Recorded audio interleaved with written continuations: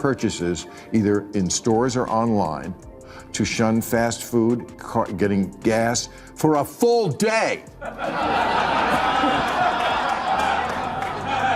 I know. That look on your face says it all. You're right. It's so fucking...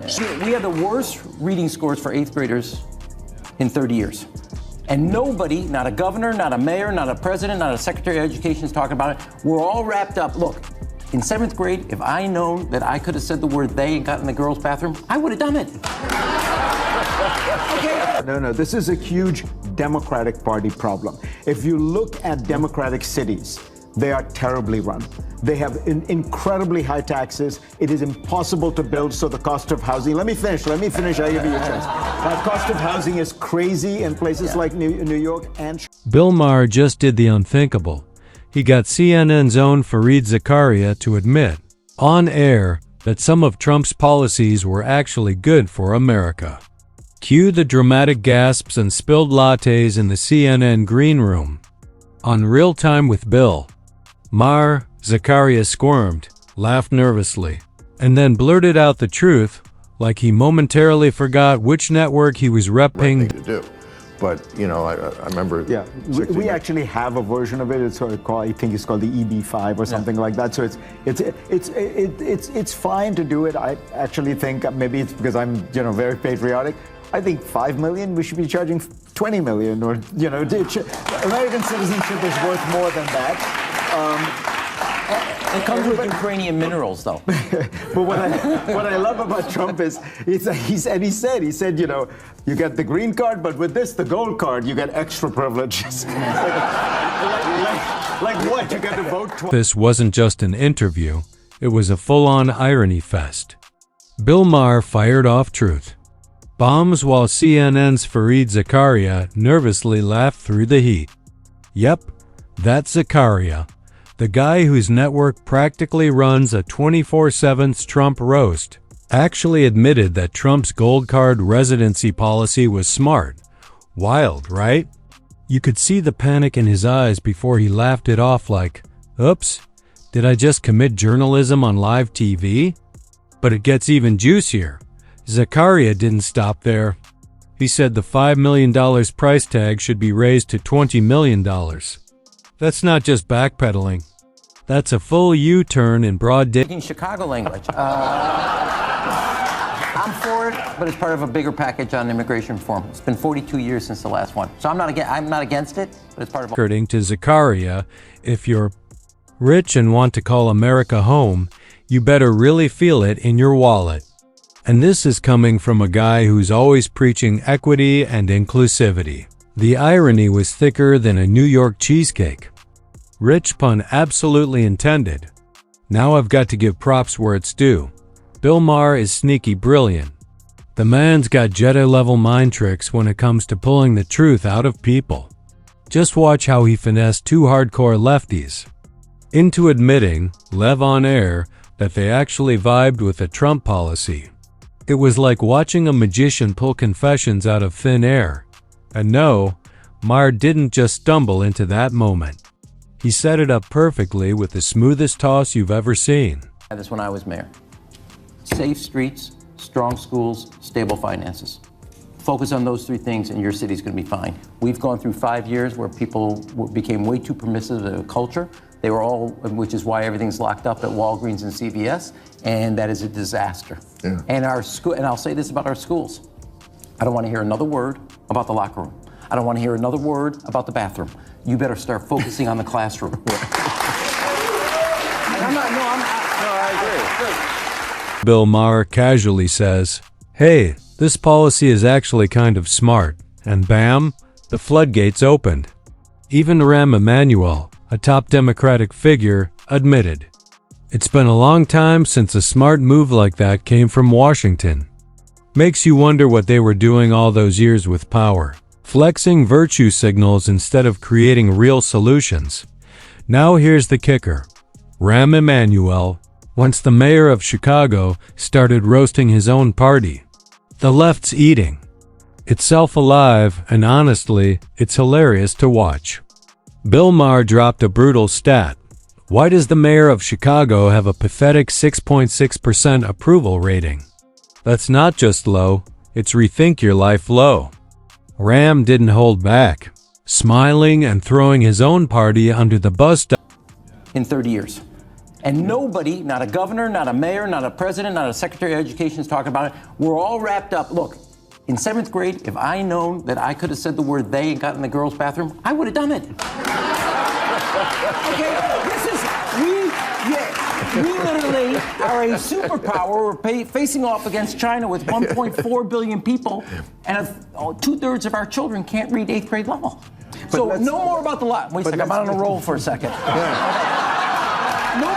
I don't want to hear. I gave him the light. But I don't want to hear another word about the classroom. I don't want to hear another word about the bathroom until you tell me what you're going to do with the classroom. Enough.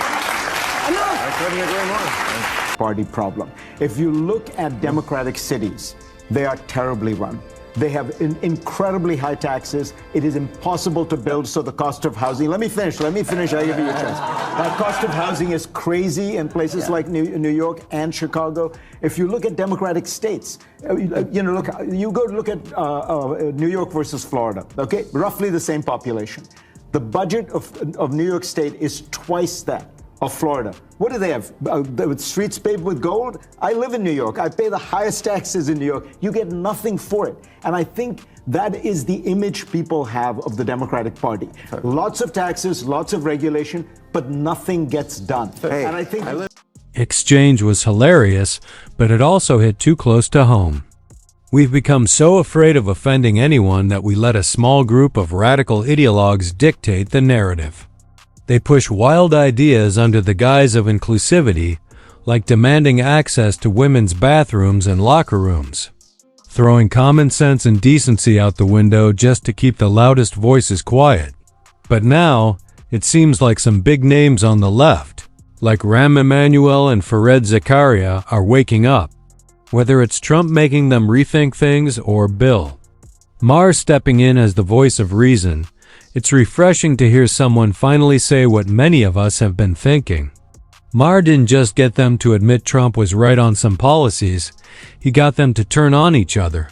It was like a political reality show with suits and passive-aggressive finger-pointing.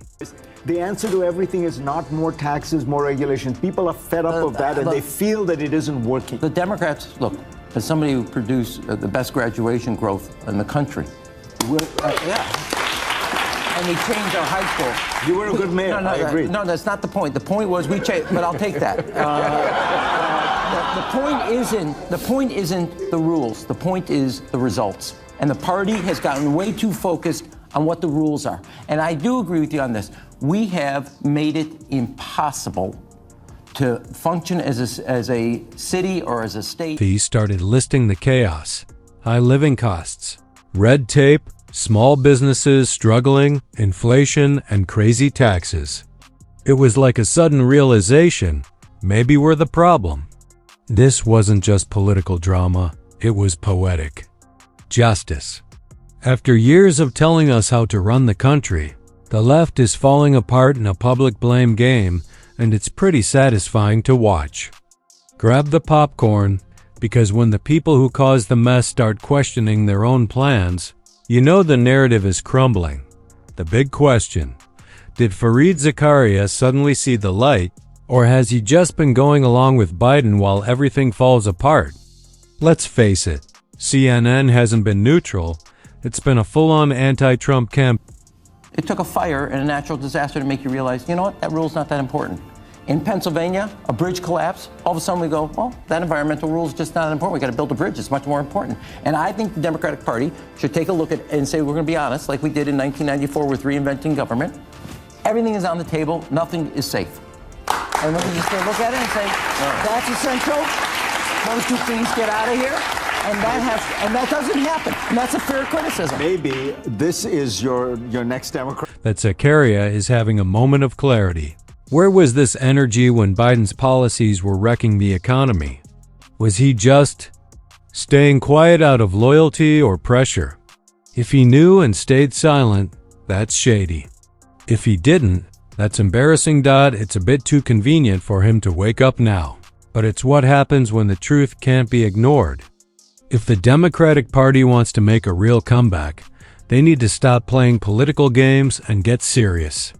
No more distractions, just real solutions. Line to shun fast food, getting gas for a full day. I know. That look on your face says it all. You're right. It's so fucked. Can't win back the working class by focusing on ideological purity over real issues like jobs, groceries, and family needs. People are tired, exhausted, and they don't want lectures on how to live. They want solutions, not political theater. If politicians can't focus on the real world, they'll keep losing.